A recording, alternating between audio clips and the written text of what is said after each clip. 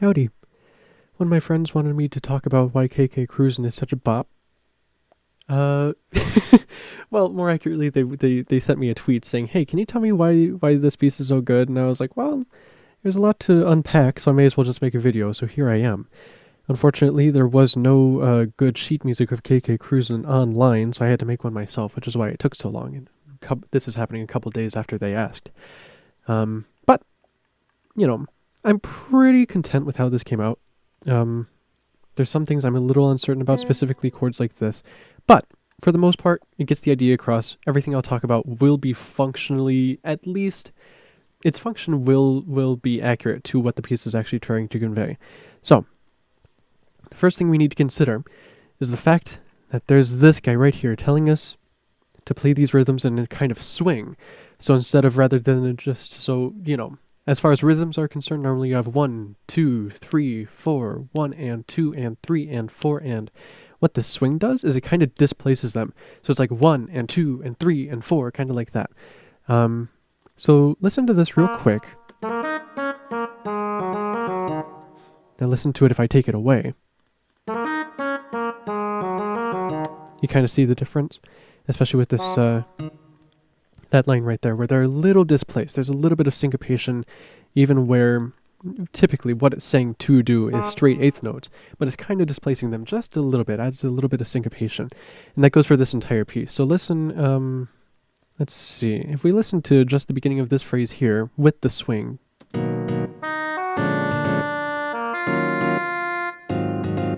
Now if we take it away.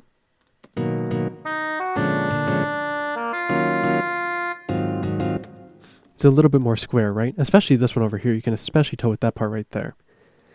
So that's the first bit, is that there's a little bit of a swing to it. So the rhythms are not properly square and in place the way rhythms typically are. There's a little bit of a syncopation already, just flat across the entire board, which already makes it feel pretty good. The other thing to consider is just how fucking fat these harmonies are. So we need to go through and do some analysis here. So we got C flat, E flat, G flat, B flat. This is C flat, major 7, and that carries through for the entire measure here. Fucking hell. Alright, so we got B flat, D natural, F, A flat, and D flat on top. So here we have this B flat, dominant 7, with, I guess you would still say, with a minor, what would that be? So 9, 10, with a flat 10. Really, really weird. So if I were to do this, let me mute the voice real quick so you can hear just this chord on its own. How do I do that? Oh, I like this. All right, listen to this. That's fat.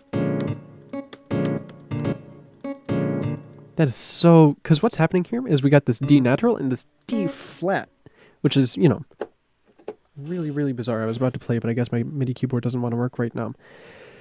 Where that crunch is coming from, because if we remove this D flat on top, we just have this regular B flat dominant 7. It sounds perfectly conventional. You hear that all the time. But with this guy up on top,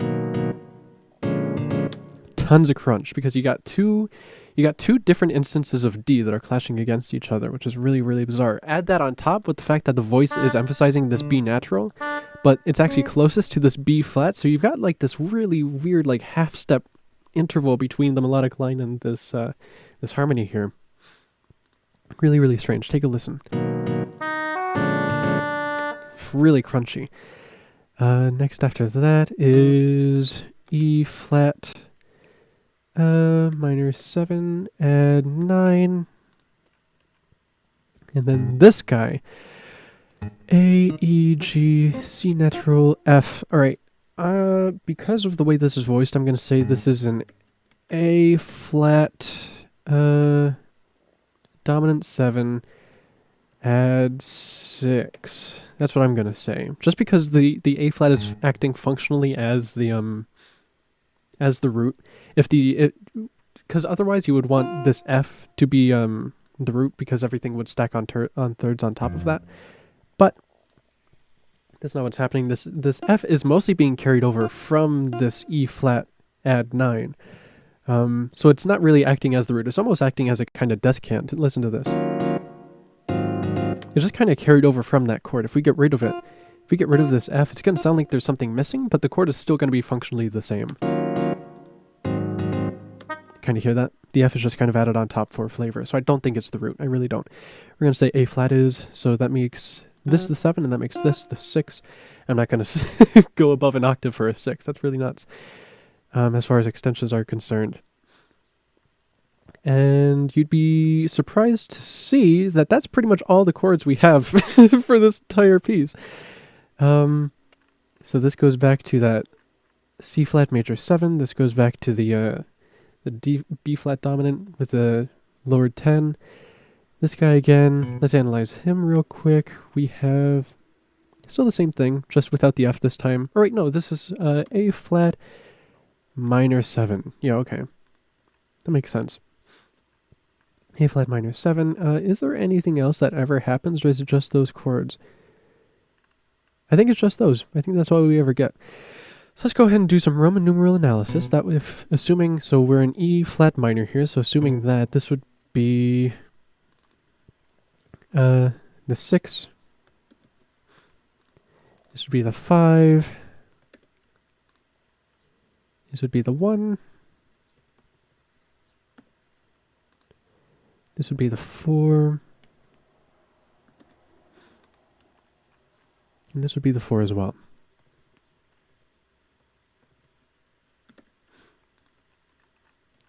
Okay, I'm just going to go ahead and take these qualities, copy them and paste them so that we can read them for the entirety of the time that we're looking at here. So, what does that mean? What does this Roman numeral analysis even mean? What's the point? Well, it means a lot of things. For the first thing, we can see that there's a bunch of extensions all the time. We got the 7th, we got this flat 10, we got this 7, we got this 9, we got this 6. Needless to say, these are just the chords on their own. This is just regular, there's nothing inherently bizarre happening here. There's just a lot of stuff happening on top of triads that already exist. So this could exist perfect. Let me show you what this would sound like if we just remove these extensions. Oops.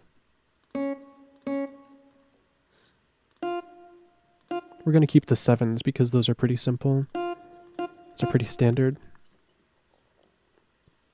Alright, yeah, listen to this.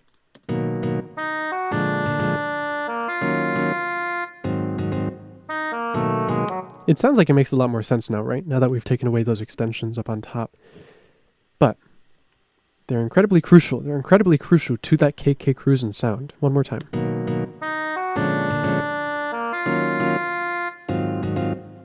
And the reason they are is because what they're doing is these extensions are actually building their own triad of their own. It's a B flat minor chord with that B flat, the D flat, and the F.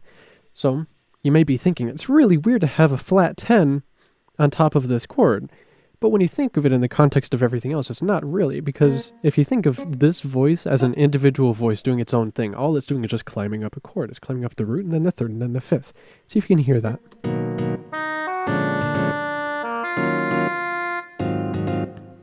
It goes back down. So you see these extensions are not there for no reason. They have their own, there's a method to their madness. Because if you, I'll tell you what, if you just suddenly decide to throw a flat 10 over a chord for absolutely no reason, it would sound really nasty. But because that flat 10 has a place within that higher voice, suddenly it makes a little bit more sense. Even if it is clashing against this melodic line here, which is really, really tasty. Listen one more time. So up here we got that D natural, down here we got that D flat, huge crunch. It's very disgusting. Also, I forgot to analyze this bit up here, I just realized. Because there's something kind of similar happening. But what I did this time, because technically if you wanted to, you could just consider this a D flat, but because we have the D... Let me explain it a different way. What I saw here was, if you wanted to spell it so it's perfectly diatonic within the key, it would look something like this. That's really nasty. How the hell am I supposed to analyze this? So what I saw is enharmonically, okay, this can actually be F sharp, and this can actually be C sharp. wants to go down there. C sharp. So suddenly we have this regular triadic structure with a 7 on top. Except, so here we have this this D major 7 with a flat 5. Which, yeah, that's really bizarre, and you're not going to see that very often. But it makes a lot more sense. Having this D major 7 flat 5 makes a lot more sense than whatever D natural, G flat, A flat, and D flat would be. That is just really bizarre. I would have no idea how to go about this. That itself, because they're enharmonically just F sharp and C sharp, I decided, alright, I can make a triad out of this. And listen to it. Listen to that function. Listen to that major 7 flat 5. It's really, really bizarre.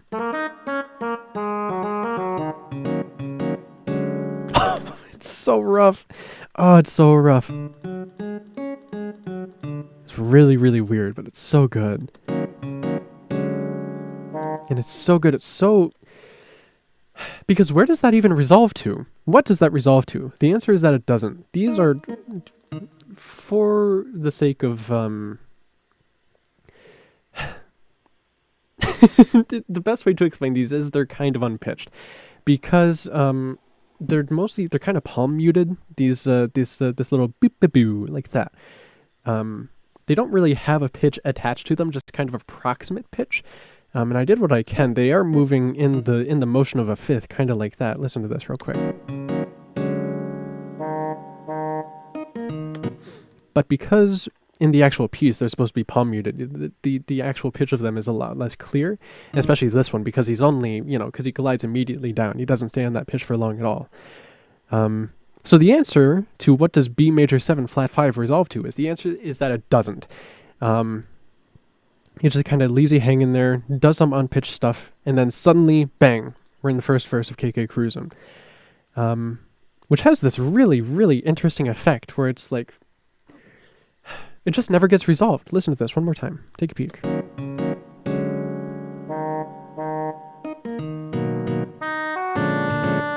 It just doesn't resolve. It just leaves you hanging, and then we're on to something else. Very, very strange. Next thing we need to consider. So, all right, yeah. So let's talk a little bit about the melodic line and how it has to do with the actual chords that are going on here, because chords can only mean so much without context. Which is why I kind of started going through the Roman numeral analysis, but I forgot to go through the fullest extent of that.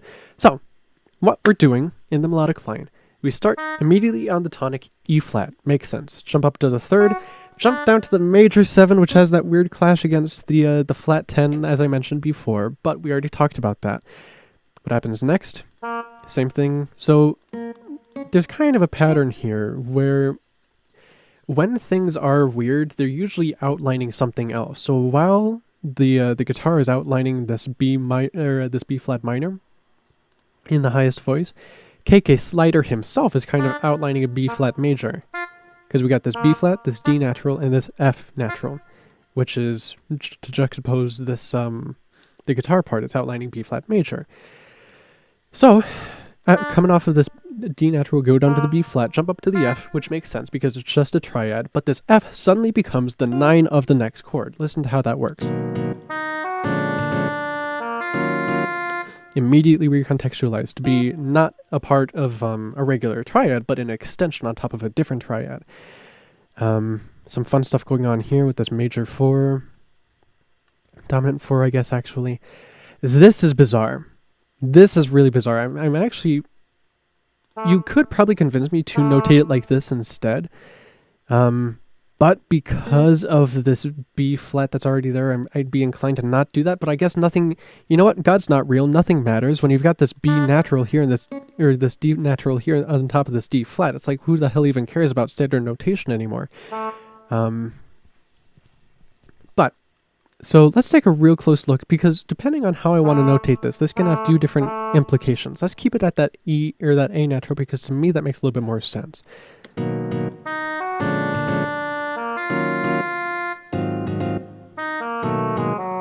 So it's kind of this weird, like, internal suspension where it's like, we're on this A flat, you wanted to go to the A flat, it does real quick, and then it goes down to the G instead. See if you can hear that motion. See if you can hear that. Does that kind of make sense, what I'm trying to explain there? And this also makes sense because if we look at this chord underneath, it's just, it's the 6, right? But, so the root of the chord is C flat. Up here we've got A. If we wanted to, we could consider this A the root of the chord underneath it, because what happens if we stick this guy down here? That's A. If we bump it up, A natural. That's what we got up here. However, no, not however. I think that's kind of why this phrase works, because it's really weird to just throw this this raised 4 in what's essentially mostly E flat minor, sometimes E flat Dorian. So it's really weird to just decide to throw out this really bizarre this raised 4 out of nowhere, this distinctly Lydian sound. But I think the only reason it makes sense is because of the chord that's underneath it. Say if we were to put this A natural on top of this 4, or on top of this 1, it would make a lot less sense because they don't have that intrinsic relationship. Because this is kind of acting as what could be the root underneath the chord that's underneath it, it makes a little bit more sense. It feels like it fits within the chord, even though it necessarily doesn't. Because in a different universe, it could be part of the chord, but it just happens to not be. Does that make any sense at all? God, I hope so. Listen one more time. Cool. Here we just got this really fun little pentatonic scale. Not much to talk about there. Except for the fact that it's recontextualizing the chords underneath it again, too, because one more thing to consider is we're only dealing with like 4 or 5 chords at a time here. There's never anything happening more than that. So, the fact that all these different, so this weird triadic outlining, and this weird root implication, and this weird pentatonic scale, it's constantly recontextualizing what the chords could potentially mean, and it makes them feel like there's a lot more depth to them than there actually is. Listen to this entire phrase.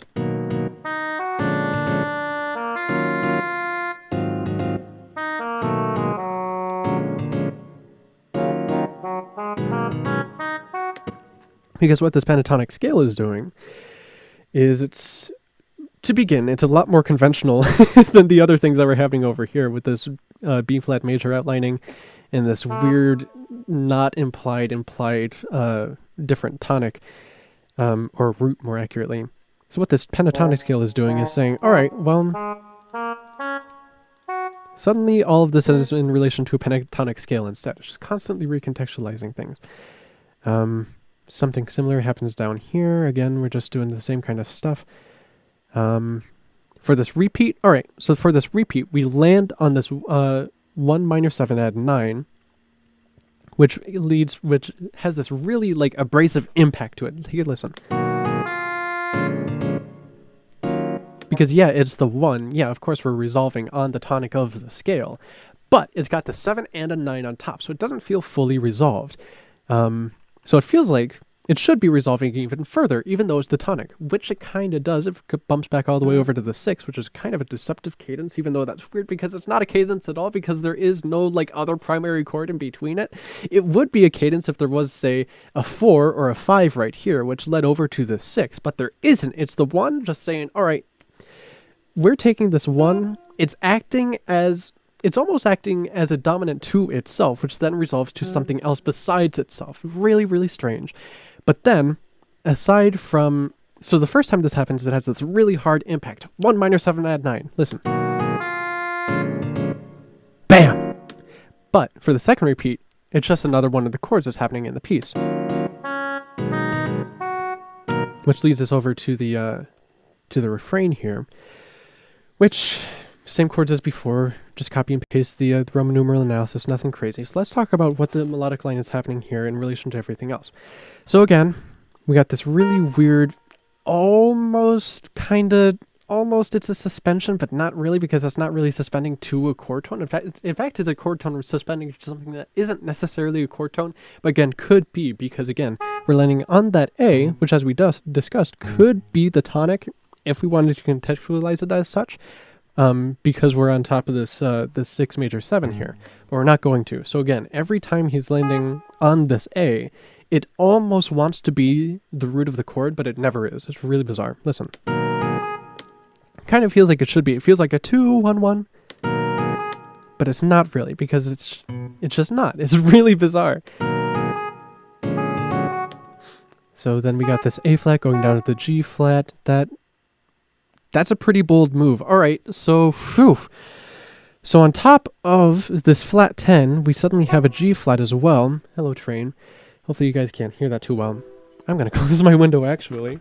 So now for this chord, not only we have a lot more extensions than just this flat 10. So suddenly we have this dominant 7 with a flat 10 with this, oh god, what would that even be? We'll just say it's the 6. Which is weird. You never see a dominant 7 with a 6 and a different version of the third on top. It's a really, really weird sound. Listen. Really, really strange.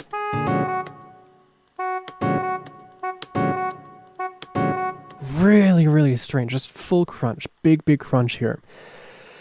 Here we do have this kind of suspension where we've got this A flat going to the G flat, which makes sense because G flat is a chord tone. Here we've got this B flat on top of what we discussed was some A flat chords. We're jumping up to what is essentially the ninth of the whatever chord is underneath it, which has this really, to me, I really like it a lot. I think that's a really nice sound. I'm a big fan of ninths and stuff. Take a listen to how that feels.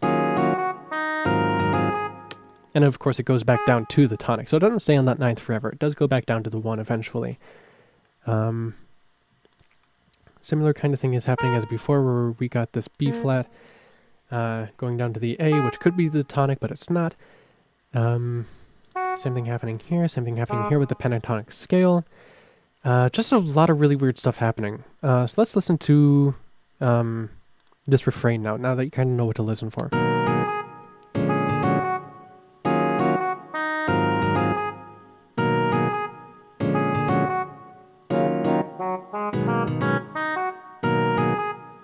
It's a lot of fun. I'm going to scoot this up in here. And then, okay, yeah, so later on he's got this key change coming up. So we're going from E flat minor to just regular E minor, which is typically a pretty boring move. It's really lame to just bump up a half step and to say, oh, look, I made a key change, because anyone can do that. It's so musical theater.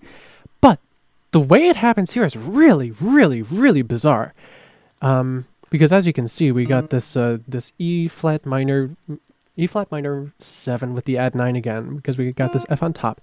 I don't know why MuseScore insists on completely changing the size of the measures and stuff here anytime I click on anything, but you may notice something else really bizarre as well.